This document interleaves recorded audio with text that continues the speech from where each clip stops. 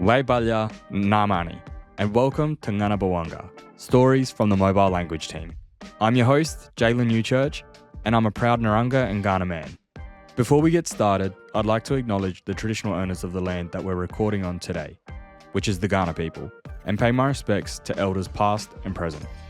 Each episode, we share stories from the mobile language team and Aboriginal communities across South Australia, highlighting projects that strengthen, revive, and reawaken Aboriginal languages. So let's get into it. Today, we're going to be meeting some of the people behind the mobile language team and chat about what we've got planned for the year ahead. To start, we'll hear from our co-managers who lead the mobile language team and help guide the work we do across communities. So can you introduce yourselves and tell us about your work with the mobile language team? My name's Karina Lester. I'm a Yankunytjatjara woman from the Aardenburg, Yankunytjatjara and Yankunytjatjara lands. I've been working with the mobile language team since 2009, so since we started, which seems so far back now, but it's been an amazing journey. So Karina, why did you decide to join the mobile language team? I think I joined the mobile language team back then because I was really interested in languages, as a speaker of Yankunytjatjara Wangka. Really wanted to start working at a sort of state level around what we are doing for languages of South Australia. So I'm a co-manager for the mobile language team. So I work alongside Dr. Paul Monaghan, who's been around since then as well, 2009, and both he and I have been co-managing the mobile language team since then. My name's Paul. I'm the senior linguist at the mobile language team. I'm part of the management team with Karina Lester. We're the main managers here. So how did the mobile language team start and how's it changed over time? I've been here since 2009, same as Karina. We were original members of the mobile language team. Back then, there was only 4 of us, and it was a great opportunity to try and think, okay, how do we create a language service that can cover the whole of South Australia? Just 4 people. It seemed like a gigantic task back then. And we've been working on it for, 15, 16 years. And gradually every year we've gone out and worked with more communities and developed more approaches to strengthening languages in South Australia. So what kind of work does the mobile language team do?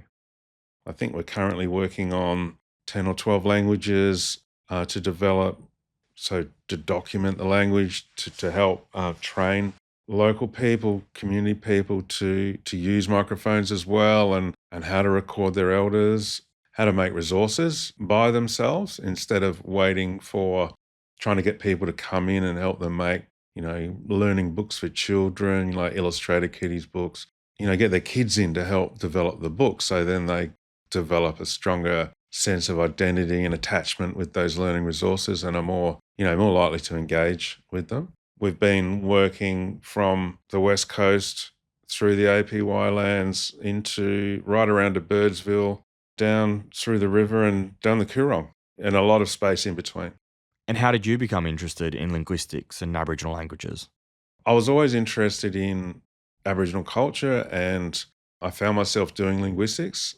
I ended up living in England, travelling in England. I got quite interested in language when I was there because the English language to me was always it sounds strange, but it was quite foreign because it didn't connect with the landscape here in Australia. It was always, you're reading these novels at school and there's these willow trees and all these other types of trees and weather patterns that didn't make any sense to me. But when I lived in England and I lived in Scotland for a bit and travelled around Ireland as well, I started to realise that the language is right in a landscape. And the landscape's really woven into the language. So when I came back to Australia, I sort of started looking at the place quite differently and got interested in linguistics, and then it was Aboriginal languages and a whole new world opened up. And so what are your goals for the future of the mobile language team? What we want to do in the mobile language team over the next 5 to 10 years is to continue to grow the team, to work in more communities, have more Indigenous staff, have more Indigenous leadership over time. Smaller language centres, language hubs out in regional centres would be a great idea. We have a Western Desert hub that we operate up on the APY lands. It would be good to see other smaller centres open up that we can work with in other cities around or regional centres. And otherwise, just increasing the number of people that are using Aboriginal languages in South Australia. That's our overarching goal, is to have more people using languages and for those languages to get stronger. Thanks, Karina and Paul. That leadership shapes the direction of our work. So next, we're hearing from our project linguists who work closely with communities to bring these language projects to life.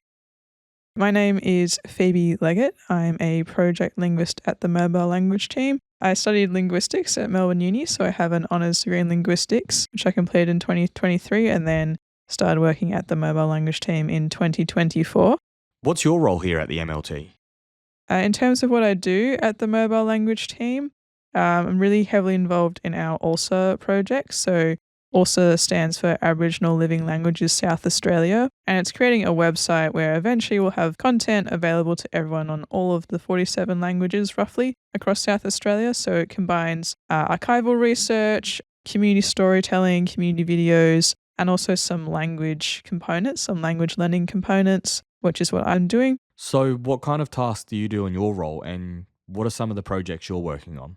At the moment, we're focusing on the Diri language. So part of being a project linguist at the mobile language team means you do language research. So for this ALSA project, I went through and built a database from some archival materials dating back to the early 1900s. So I did an analysis of those words, organised them, and now we're using them to make language learning resources and I guess sort of thematic little scenarios that you can explore and learn some language, some Diri language as you go through. And I also help draft up the language content. And then I work with speakers who are voicing the audio to help them record the audio and just check pronunciation and guide them through that.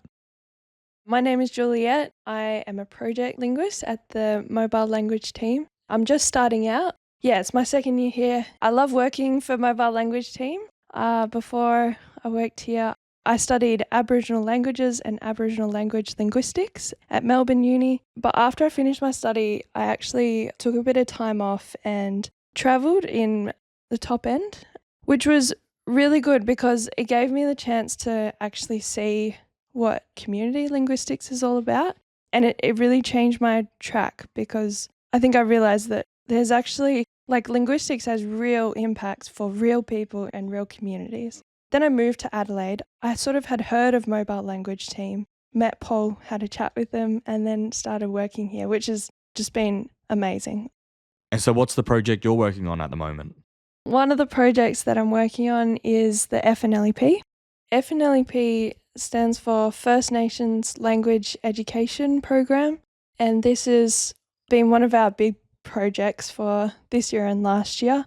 It's all about building capacity and confidence in community for First Nations language education, both in schools but also in community contexts, like at home, around the kitchen table and all of that. So there's kind of two sides to it because of that. So one side is with schools, and we work with Aboriginal people who might be already employed at a school and build their confidence with their language. And then the other side is doing workshops out in community and working with people in community who might want to gain more confidence in their language, giving them confidence as well to pass that on to their kids.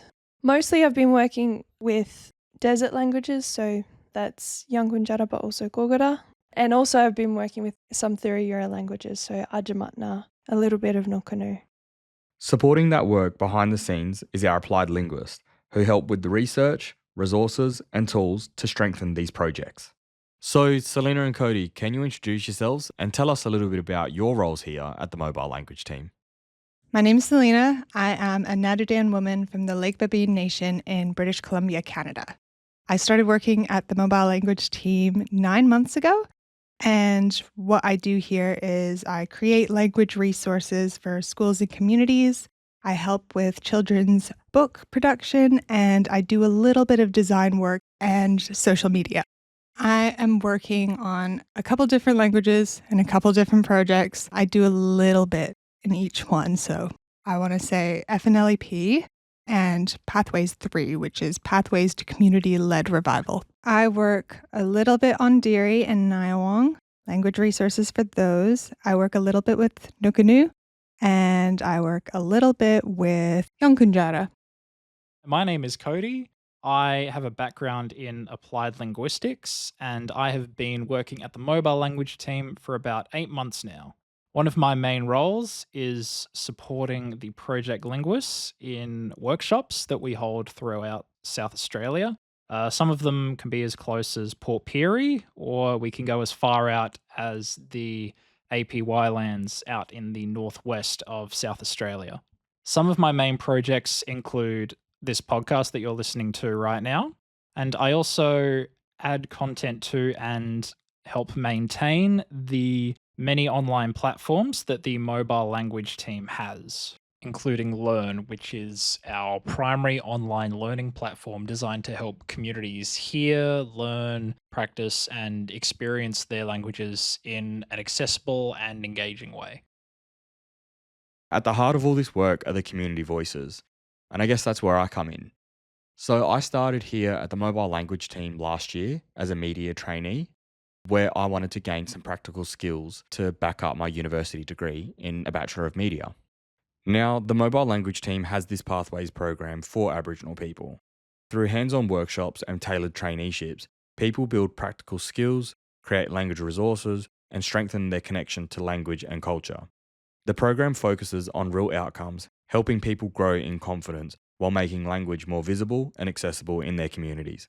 It also opens pathways into careers in education, media, the arts, and as Aboriginal language workers. At its heart, Pathways is about creating opportunities, supporting people to keep language strong and carry it forward for future generations. Today, you've heard from the mobile language team about the work we do and why it matters. Thanks for listening to Nganampa Wangka, Stories from the Mobile Language Team, a podcast from the mobile language team at Adelaide University.